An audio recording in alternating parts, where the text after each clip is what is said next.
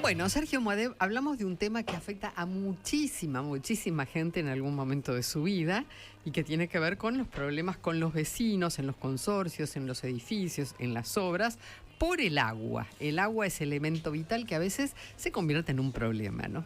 Así es, María, vamos a hablar del agua y los vecinos, y voy a arrancar con una cita que la usa el escritor Alejo Carpentier en el cuento Los Advertidos. Él cita a la Biblia, el Génesis, y dice: Et facta est pluvia super terram, es decir, el diluvio, ¿no? El agua sobre la tierra y todo lo que aparejó.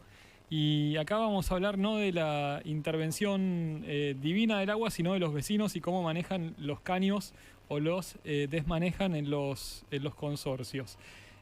Algo interesante, el Código Civil de Vélez Sarsfield, la anterior ley vigente, era mucho más casuística, es decir, tenía, por ejemplo, previsiones sobre que tenías que construir un techo para que el agua no cayera en la vía pública o al vecino, o decía, esto se mantuvo, que no podés hacer obras, por ejemplo, en un río, o en un arroyo, o en una laguna, que sean que canalicen ese agua y que las hagas desviar para inundar el terreno vecino. Es decir, un poco, sí puedes hacer algunas obras defensivas, diques o alguna represa, pero hacerte cargo del agua que a vos te llega. Claro, podés hacer algo para no inundarte vos, pero no mandarle al vecino. Exactamente, esa es la regla general, y esto es el principio común del derecho que sigue estando, y el Código Civil y Comercial actual tiene previsiones similares con otra redacción. Esto a nivel rural, donde podemos agregar también que uno de los primeros casos paradigmáticos de responsabilidad del Estado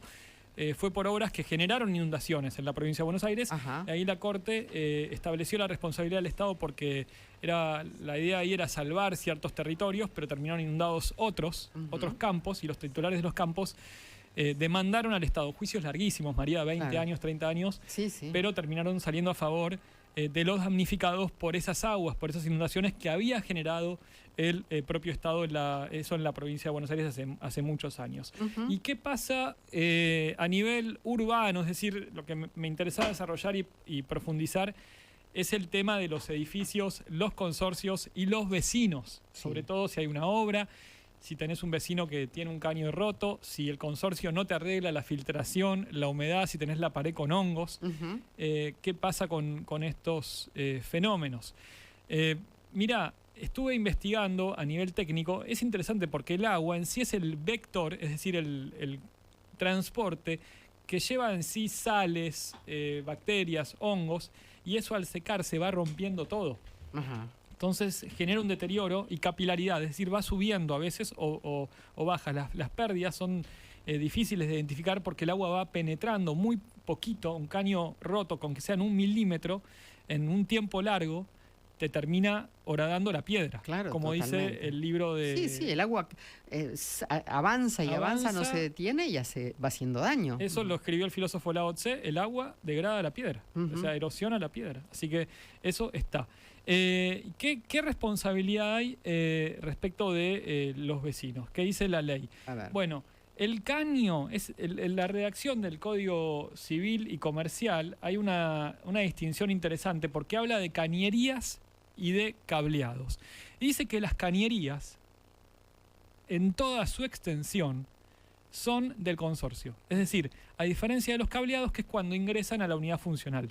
Ahí hay una jurisprudencia encontrada, porque algunos interpretan que las cañerías en realidad es también hasta la unidad funcional, otros dicen que en toda su extensión son del consorcio, pero hay buenos argumentos para entender que según la ley actual, toda la cañería es del consorcio. Es decir, gas, luz, gas. Las cañerías de fluidos, a diferencia de los cables de energía. Eso está en el artículo 2041, hay uno de los incisos donde justamente estaba leyendo un fallo de Córdoba, donde habla acá, es el artículo 2041, porque como hay una coma, y es un tema técnico, pero respecto a los cableados dice...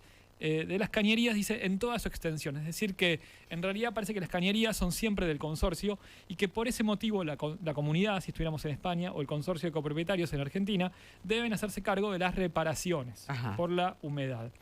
Cuando hay humedad y a cargo de quién está, digamos, si es una cañería o viene de algo particular, porque puede ser que haya una obra particular, bueno, acá entra en juego una pericia técnica, es decir, un arquitecto o una persona ingeniera o alguien que haga plomería y diga, mira, la humedad viene de tal cañería porque se rompió con un informe, y de esa manera el juez puede ordenar una indemnización.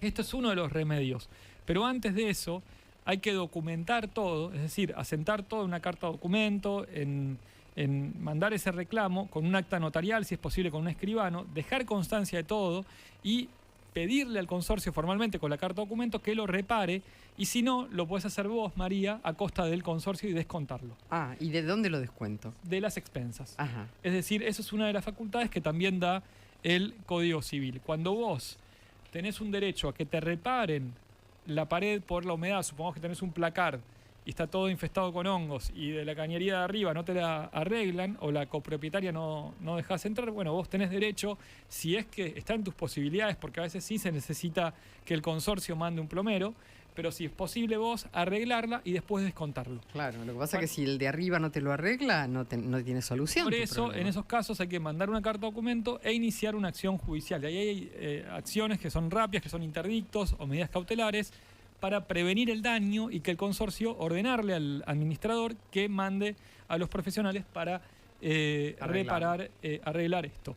Hay varios casos, estaba viendo, en un caso se discutía, por ejemplo, una propietaria había instalado una cocina que parece que no estaba muy bien instalada o era antirreglamentaria, y le decían que empezó a tener de la cocina esa todas filtraciones, se le inundaba. Subía el agua y la cocina se le terminó inundando. Ajá. O sea, cada tanto se le tapaba y de la endija de la cocina del desagüe subía todo por ahí. Y los jueces dijeron, pará, esto en realidad no fue por la cocina mal instalada, que puede haber tenido un rol, pero en realidad estaba todo tapado y mandaron una destapación y el informe dice que hubo yerba, grasas, todo lo que te podías imaginar, la gente tira de todo. Tiraban por ahí y el consorcio no destapaba, así que ordenaron indemnizar a esta propietaria por la zanja abierta que tuvo en la cocina todo el tiempo de la reparación y por haber tenido que pedir delivery porque no podía usarla durante todo ese tiempo. Es un caso que salió. Uh-huh. En otro caso, es interesante que lo tengo acá, me lo imprimimos con Sol.